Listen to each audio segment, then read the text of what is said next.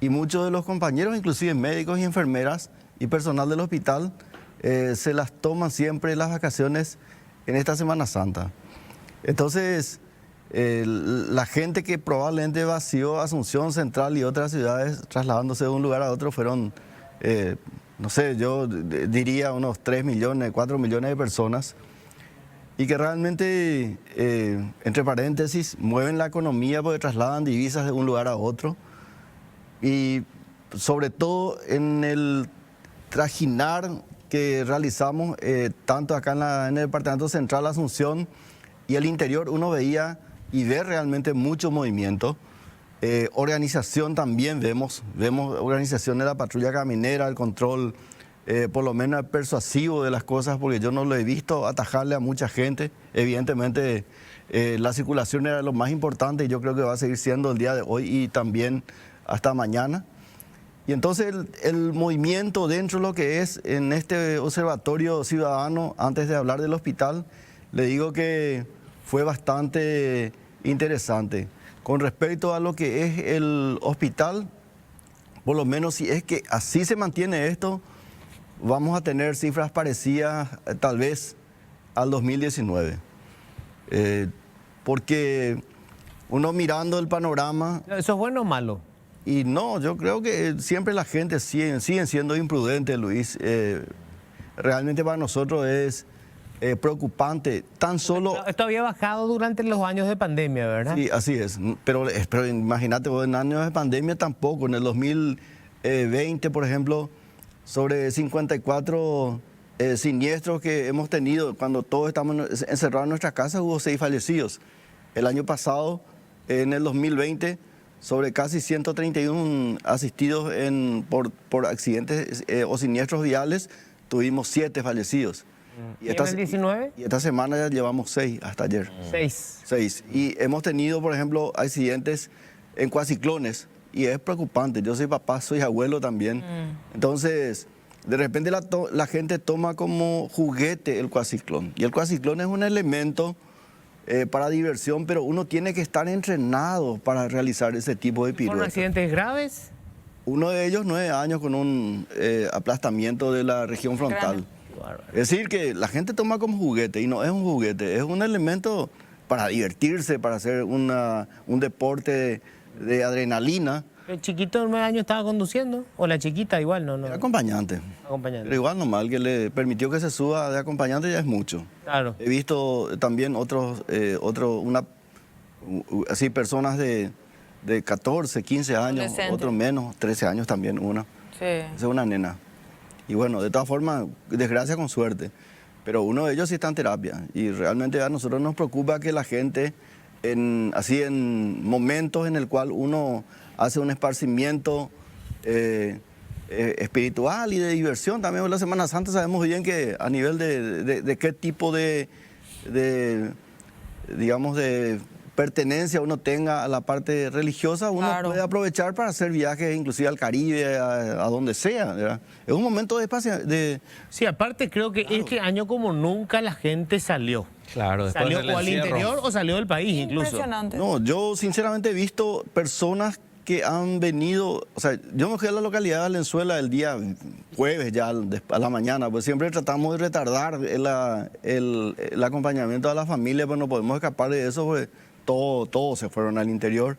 Y uno encuentra personas que han venido de Buenos Aires, del Brasil, de lugares como Uruguay, cercanos, ¿verdad? A compartir ese momento, como acabas de decir, Luis, 2 años de encierro, 2 años de prohibiciones, de cercenamiento de libertades para otros, ¿verdad? Definitivamente para nosotros los años de pandemia no fue eso, porque ayer sí vimos personas que han perdido su vida y que han tenido a lo mejor 38 años y que tuvieron la desgracia de ser obesos y le agarró el COVID en esa época y ellos están ausentes. Sus hijos están presentes, pero ellos están ausentes. Hay personas por recordar, ¿verdad? En ese sentido, yo pienso que esta Semana Santa fue vivida en esa intensidad. Y los desbordes espero que sean lo mínimo y que cerremos mañana bien, de manera que estemos por lo menos todos juntos otra vez para continuar la esperanza. Normalmente, de acuerdo con digamos, la historia que ustedes registren, ¿qué día se produce la mayor cantidad de incidentes? ¿El domingo? Normalmente el retorno. El día de retorno la gente se apura, sí, así es. Felizmente te puedo decir una cosa, que desde Valenzuela por lo menos yo he visto que, digamos, el viernes ya volvieron las personas que se fueron el viernes pasado. Mucho movimiento. Nosotros estamos llevando un trabajo en conjunto con la patrulla caminera y la Policía Nacional. Los números no conozco bien cerrados, pero por lo menos el movimiento de retorno ya se dio el viernes, el día de ayer también, de mañana, de tarde y noche inclusive. Y yo creo que por lo menos la mitad todavía sobra por volver. ¿Y cuál es la principal causa de atención, digamos, en el hospital? Hospital de Trauma realmente nunca varió su, digamos, pacientes que asistimos. Sí. Son siniestros viales, agresiones por terceros y también ahí viene el tema de lo que corresponde a accidentes laborales, que en esta Semana Santa no hay, ¿verdad? Pero definitivamente los siniestros y las agresiones son los que van a predominar en este. ¿Y el alcohol? Los accidentes son, digamos, causa del ingreso al como elemento detonante de actitudes violentas y agresivas, está siempre de por medio. O el alcohol, pero acordate, Fito, también eso que hoy en día el consumo del cannabis y otros estupefacientes un poco más caro también está al alcance de la gente, de nuestra juventud. Hay varios desmanes que uno no haría en ningún lugar cuando vos te estás divirtiendo directamente y empezás a hacer cualquier cosa. El aditivo siempre es el alcohol y los estupefacientes. Entonces, no podemos nosotros sustraernos a que de los viernes, sábado y domingo siempre hay de 10 pacientes que ingresan, entre 6 y 7 están bajo efectos de algún elemento estimulante. Ahora, entre semana no baja. Eso es, siempre hemos hablado con el doctor Sisto Escobar, el director médico, y él siempre recuerda eso. Acordate que entre semana hay 3 personas que están alcoholizadas y vos entre semana salís tranquilo teóricamente, ¿cierto?, ¿verdad? Y de repente puedes encontrarte con sorpresa. Por eso es importante que cuando vos manejas tu vehículo, manejes para vos y también para tu vecino. Doctor, ¿y ustedes cuando alguien llega alcoholizada manejando, te dan aviso a la policía, a la fiscalía? Porque a veces vienen ya con la policía, con la fiscalía, ya ocurrió todo el accidente y se hizo todo el trámite, pero a veces los familiares nomás ya directamente lo traen al hospital. ¿Ustedes tienen que dar un aviso? ¿Está alcoholizado? ¿Estaba manejando? Hay un policía de guardia en el hospital de trauma y de la séptima, y él es el que toma los datos. Si es que hubo, porque acuérdate que puede traerle a ese sospechoso, puede traerle, tal vez tuvo una pelea a balazos o a cuchillazos o elemento contundente, y esa persona lesionada, no sabemos si es el agresor o el agredido solamente. Definitivamente la policía toma los datos y siempre está el antecedente policial. Pero en el caso de tomar, por ejemplo, alcoholemia o determinación de metabolitos de drogas en los fluidos orgánicos, o sea, orina, caca o cualquier otro líquido, normalmente tiene que ser con orden judicial. Nosotros no podemos tomar eso. Tiene que ser salvo que la persona misma pida un consentimiento mediante para su defensa, ¿verdad?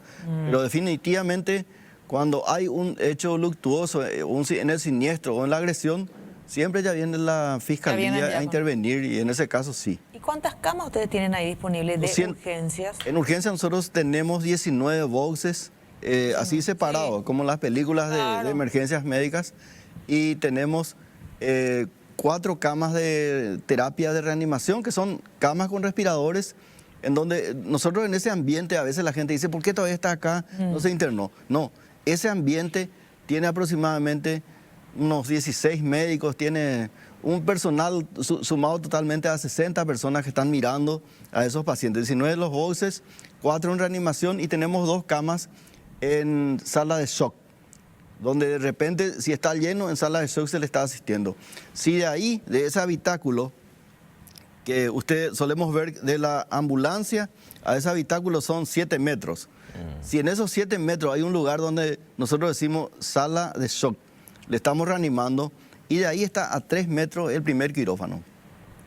Y tal vez 5 o 7 el segundo quirófano. O sea que son ambientes por protocolo de sistema ATLS que nosotros estamos suscritos a eso, que son siglas de asistencia rápida al politraumatizado, y en el cual siempre la gente tiene que saber que en ese ambiente nosotros minimizamos los errores que puedan ocurrir y que puedan acelerar o agravar una situación. Ese paciente, y quiero repetir siempre para que la gente entienda, un paciente que viene, se baja de la ambulancia y que ya viene intubado por el sistema de emergencias médicas, por los colegas licenciados que trabajan en la ambulancia, o si no entra y en ese habitáculo están 3 o 4 médicos, están 3 o 4 licenciadas, uno le está haciendo una ecografía en el abdomen para determinar que no haya una hemorragia interna dentro del abdomen, otro ya le está tocando el tórax, si cruje por fracturas de costillas, probablemente 2 tubos de drenaje torácico, otro le intuba realmente esa es la reanimación médica que se hace. Eso dura 5 minutos en el cual uno hace un repaso completo del sistema abecedario de socorro y a los 5 minutos ya está repasando. Si en esos 5 minutos el paciente recupera la presión, realmente con los fluidos que uno le pone, también la saturación del oxígeno está bueno, el drenaje de tórax ya drenó el neumotórax que pudo haberle matado, no hay un taponamiento cardíaco que de ser necesario uno ya drenó o aspiró.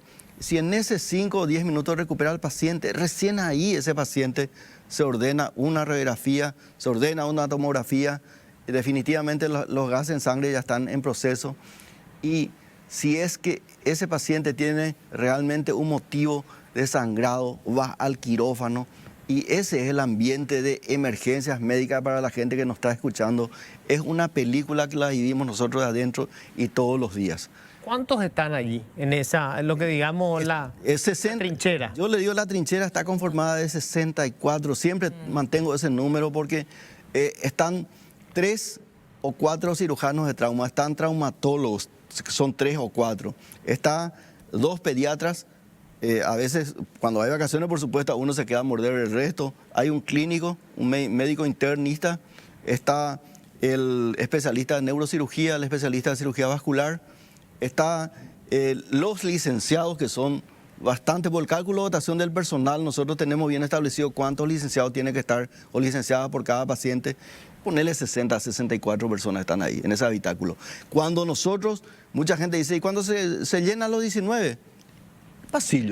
El pasillo es nuestra realidad, nosotros no podemos tapar eso, porque como hospital de trauma no podemos rechazar pacientes, porque como vuelvo a repetir, esa película que recién describí es lo que tenemos que aplicarle en todos los pacientes. De vida o muerte. Claro, porque si uno ya está, digamos, socorrido, sale y quedan esas 4 camas de reanimación en donde realmente se le conecta el respirador y ya entra en un tren un poco más tranquilo de ir haciendo la rehabilitación hemodinámica, es decir, recuperar toda la presión adecuada, los pulsos arteriales adecuados, de manera que salvemos la mayor parte de los órganos, porque hay que tener en cuenta que el trauma siempre te cobra un porcentaje de vida. ¿Cuánto es más o menos la tasa de promedio de mortalidad, por decirlo así? En el lugar del accidente, de los graves, en el lugar de una agresión, normalmente si son heridas letales en la carótida, en las axilas, en la ingle o en un vaso, 80% es mortal en el lugar del accidente. Y después ese 20% te permite pelear la sala de acuerdo a la prontitud del socorro que uno tenga. Es decir, las posibilidades de que vos tengas un salvataje es más probable en Asunción, en el departamento central, porque hay más medios de transporte. En el interior a veces se aleja esa posibilidad. Por eso es que nosotros desde el Hospital de Trauma hace más de 10 años estamos formando 20 residentes, 10 en traumatología y 10 en cirugía de trauma, que se va distribuyendo en el sistema. Claro. Pero tenemos que acompañarle en el fortalecimiento de los hospitales regionales, los 17 que tengan un sistema de atención en trauma por lo menos nivel 3, de manera que se salve ahí, se contenga ahí. Eso, doctor. Sí, haga ese escenario que yo acabo de describirte, claro, como de hecho lo hacen, no todos nomás. Básicamente es estabilizarlo allí. Claro, y traerle acá con un sistema de remisión aérea, que es importante, y entonces realmente nosotros nuestro sistema de trauma fortalezcamos, porque ¿Qué es lo que tenemos que hacer? ¿Cómo hace Estados Unidos? Estados Unidos se va a una colonia productiva, económica allá, y bueno, las mejores escuelas, las mejores universidades y el mejor socorro de salud tiene que tener esa población. De manera que se desarrolle la economía. Y nunca se pensó, doctor, aparte de que ustedes le preparan a la gente para los distintos centros, ¿verdad? De tener un hospital otro hospital del trauma, así como hay otro IPS aquí ya, porque de Aguazú se accidenta la gente, hospital del trauma. Nosotros de San Pedro, hospital del trauma. Pero ellos tienen ya las infraestructuras. Hoy en día hay algo que yo estaba comentando así que de repente en ronda de amigos. Si algo de cicatriz nos está dejando esta pandemia es justamente la inversión en cuidados críticos. Y un ejemplo te pongo. San Juan Bautista Misiones. Antes no tenía terapia intensiva. Ahora tiene terapia intensiva como otras localidades. La donante de 26 años, de hace 3 semanas, ella, mediante sus órganos donados, pero donados porque tuvo un siniestro en San Juan Bautista Misiones, la madre murió, ella sobrevivió, pero después tuvo una muerte cerebral. Eso permitió que un corazoncito lata en un pecho de un niño de 9 años del hospital Acostaño. Un riñoncito esté haciendo orina en una nena de 6 años del IPS y el otro en un joven de 19 años del hospital de clínicas esté produciendo y 2 córneas. O sea que yo le digo nomás que si uno fortalece el sistema, se van abriendo más capítulos de esperanza para la gente. Y yo te puedo asegurar que socorrerle a un trauma, con un trauma craneal, digo, con una intubación precoz, una oxigenación rápida, medidas medicamentosas antiedema, a lo mejor va a hacer que ese paciente trasladado realmente llegue con un cerebro vivo todavía, porque a veces también el traslado es muy largo y tedioso. Por eso le decía lo de traerle a alguien de un departamento tan lejano al hospital del trauma. Evidentemente, entiendo lo de las terapias, ¿sí? pero la parte del trauma me refiero, la urgencia en sí, siempre están como muy peladitas en los centros, ¿verdad? Estados Unidos, las terapias, repito. Estados Unidos tiene un sistema, siempre es nuestro modelo, hermano, así porque, bueno, de todas formas, el sistema de asistencia en trauma es un sistema en el cual autoridades tienen que estar involucradas, ciudadanía tiene que estar involucradas, porque es un todo, desde las mejores señalizaciones que uno tenga, desde las mejores señalizaciones e iluminaciones que uno tenga, los mejores indicadores en los cruces a grandes velocidades. La educación de la población influye mucho. Y segundo, esto que yo te digo, que vos fortalezcas la urgencia de tus 17 hospitales regionales y también en lugares donde hay, digamos, turismo o lo que sea, y las ambulancias tienen que estar equipadas 100% y tienen que estar distribuidas a lo largo del país, no en ningún lugar guardado. Entonces, es probable que no puedan tener nunca, digamos, toda la rama de especialistas que requiere un hospital de urgencias, ¿verdad? Sí. Digamos, en las terapias de los hospitales regionales. Sí. Pero sí lo suficiente como para poder estabilizar al paciente y garantizar que pueda ser trasladado con posibilidades de vida. Nosotros, Luis, el Hospital de Ciudad del Este tiene su centro de atención en trauma. Muchas vidas han salvado. Estábamos hablando nosotros en un plan, y siempre cuando vos como médico se avisora unas elecciones y te llaman para que vos colabores en el capítulo en el cual vos estás fuerte, ¿verdad? Y te sentís que se van a avanzar en algo, ¿verdad? Realmente nosotros decimos, si nosotros tal vez fortaleciéramos 4 hospitales regionales por cada año, en 5 años nosotros tenemos cerrado el capítulo de fortalecimiento y ya algunos ajustes. Ciudad del Este tiene una economía fuerte, sí, ¿verdad? Itapúa tiene economía fuerte. Comencemos con 4 lugares nomás, una idea nomás loca, digo. Itapúa y Alto Paraná. Y pongamos 2 comunidades que a lo mejor vamos a ayudarles más, Casapá y San Pedro. 4 hospitales a ser fortalecidos en el sistema de atención en trauma, lo cual conlleva a que tiene que tener por lo menos 15 camas de trauma, tiene que tener la visión del socorro, es decir, ambulancias que estén fortalecidas. Si es que no hay ambulancias en el ministerio, pues hay bomberos, bueno, fortalezcamos los bomberos.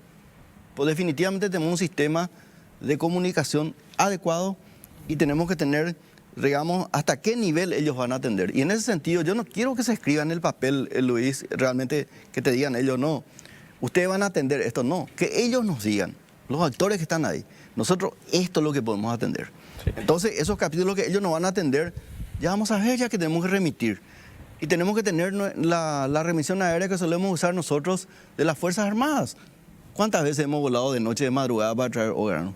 Realmente ese sistema, o ¿cuántos helicópteros se están incautando en el sistema de combate a las drogas? Navico. Esos Estaba helicópteros pensando...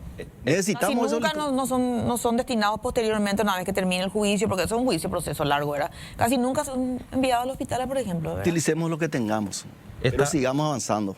Estaba pensando nomás esto que decías de polos de desarrollo económico o de infraestructura y la bioceánica va a ser una ruta que va a movilizar camiones gigantescos todo el tiempo y van a cruzar del Pacífico al Atlántico y viceversa y yo no sé si va a haber un hospital del trauma en esa zona. Tiene que haber y yo creo que... Hay un accidente de un camión. No, es terrorífico, no poder andar esperando 4 horas para ir a rescatarle a la gente. Y realmente como conocedor de esa zona, pues gracias a Dios recorrí bastante. Realmente ahí de la parte de Murtiño para abajo, eso es realmente la ruta. Son polos de crecimiento económico porque como sistema de trauma no le va a darle un soporte preventivo realmente de por lo menos algunos lugares de señalizaciones o timbres de alarma cuando ocurre algo, porque definitivamente a lo mejor no vas a tener todo en ese desierto. Va a estar en medio de la nada. Pero tenés que tener un sistema de socorro. Ahora, allí también se nota cómo hasta ahora fracasa el proceso de descentralización de la cobertura de salud vía lo que tienen que ser los responsables, que son los municipios. En Central se concentra el 45 o el 50% de la población está en Central. Sí. Y tenemos municipios en Central como por ejemplo Luque. Luque es la tercera ciudad más poblada del país. Tendría que necesariamente tener un centro de urgencia, por ejemplo. No tendría por qué los luqueños tener que venir hasta Asunción. Y es justamente uno de los hospitales que más está fortalecido en la descentralización. El hospital de Luque, el Hospital General de Luque, es un hospital que es nuestro... Ellos nos remiten muchos pacientes. Al contrario, nos ayudan. Los compañeros que están en Luque nos ayudan. Ese hospital creció y cambió el horizonte. Tiene especialistas, tienen terapia intensiva, tienen tomógrafo. Realmente el hospital de Luque es uno de los que más creció dentro de todos los hospitales, igual con San Lorenzo, con Ñemby y Aliza. O sea que hay realidades realmente que son importantes. Son importantes destacar. Pero el hospital no es totalmente independiente del municipio, ¿verdad? No, el hospital es del Ministerio de Salud. Por eso. Por eso. Realmente yo pienso, y te entiendo lo que dijiste, Luis. Si yo voy a aplicar la descentralización o la división política que dice la Constitución Nacional, debería multiplicar. ¿Cuántos habitantes tiene Luque? Vamos a quedarnos en Luque. Entre paréntesis, yo soy orrego, así que me toca muy de cerca Luque. El tema, yo tengo en Luque 450.000 habitantes y debería multiplicar por el dólar per cápita que se asigna en el presupuesto y transferir esos recursos de salud realmente a Luque. Y que sumarle la contribución municipal. Claro, sí, amigo, porque tiene consejos locales de salud siempre. Salud pública no es solamente atenderle a la gente en cuanto al hospital. Es prevención. Cloaca, sí. Cloaca, polución ambiental, agua potable, ¿verdad? Todo es realmente, a lo mejor la polución visual, todo es salud pública. Y realmente si uno tiene esa visión, y bueno, la gente dice, hay corrupción. No. Pongamos las Contralorías Ciudadanas que controlen cada guaraní que se usa. Claro, vos podés generar tasas para gastos específicos. O sea, vamos a suponer, el caso de Luque, ¿verdad? Vamos a suponer que se haga un aporte, una tasa anual y que haya un seguro médico público municipal para los luqueños, con el hospital del Ministerio de Salud de base, por ejemplo. Pero una cobertura adicional que se cubra con las tasas que paguen los luqueños en el municipio de Luque. Sinceramente yo sueño, porque eso en Uruguay, en el 80 también aproximadamente, en Brasil, fueron 42 años atrás, ellos hicieron el Sistema Único de Salud, que es el bolsillo único financiero de salud. Cargo todo el presupuesto de salud acá. Acá ya está cargado globalmente lo que yo tengo que destinar a través del IPS, a través del Ministerio de los Hospitales de Salud Pública, a través de los hospitales municipales, y yo no puedo a través del sistema privado. Acuérdate que en esta pandemia los hospitales privados empezaron a cubrir agujeros que nosotros no teníamos en salud pública. Y bueno, si vos haces un acto, tenés que pagar por eso. Las costas tenemos que pagar todas. Entonces, de repente, uno puede tener el IPS, pero uno puede tener salud en el Seguro Médico Nacional, pero también tiene que haber mutuales, como existe en Francia. Nosotros teníamos pagado, en Francia pagamos con estudiantes nuestro seguro, pero aparte pagamos mutuales para odontología y cirugía plástica. O sea que todo está cubierto, o sea que definitivamente no puede haber un agujerito que no tenga cobertura monetaria, porque si no, cuando no hay cobertura monetaria o no hay dinero respaldatorio, y hablamos en mentiras. Claro, por supuesto. Todo esto tiene un costo. Sí. Bueno, de los casos que tuvieron ahora, ¿sigue siendo el detonante el alcohol la mayoría de las veces? Es un incidente importante el uso de estupefacientes y alcohol dentro de lo que es las víctimas, sobre todo de viernes, sábado y domingo, un 7 a 10 están alcoholizados. Y allí sí no hubo ningún avance en todas las campañas que se hicieron. ¿O ves que hay alguna reacción? Hay reacción. Nosotros vimos en la campaña No Maneje Caure, que llevamos adelante con la Policía Nacional, la Patrulla Caminera, el MITIC, la Agencia Nacional de Tránsito y otras organizaciones ciudadanas, que por lo menos un 40-50 personas menos son los que tenemos de asistir los fines de semana relacionados a siniestros viales. Mañana voy a tratar de destacar eso en la conferencia de prensa con los compañeros de los otros. Importante, porque eso también alienta a que se siga con la campaña, porque si no parece que es una prédica en el desierto. No, realmente el tema del conductor asignado es una realidad. Y mira que nosotros nos fuimos en el bar del rock a hacer campaña. Y realmente uno encuentra realmente buena predisposición de la gente. Ahora, el horario de la madrugada, de 1 a 5 a 6 de la mañana, es ahí donde no hay inconsciencia, donde hay inconsciencia. Donde hay inconsciencia. Hay inconsciencia. 1 a 5. Claro. Entonces lo que uno debería trabajar ahí es que busquemos que la gente entre en conciencia para buscar la utilización de los taxis o los medios digitales de transporte para volver a casa. Y de ese porcentaje que llega alcoholizado manejándose moto u otro tipo de vehículo, porque creo que la mayoría es moto, ¿cuánto es el porcentaje de hombres que llega alcoholizado? Hombres es 90-95%.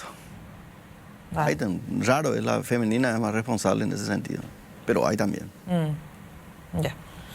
Doctor Saldívar, siempre es un placer, muchísimas gracias. Por favor, el placer es nuestro y realmente espero que a la gente que nos están mirando, realmente que van a regresar, que van a utilizar las rutas y las calles para volver a casa, lo hagan en forma responsable. No nos apuremos. Lleguemos en 2 o 3 horas a nuestras casas, pero lleguemos íntegros.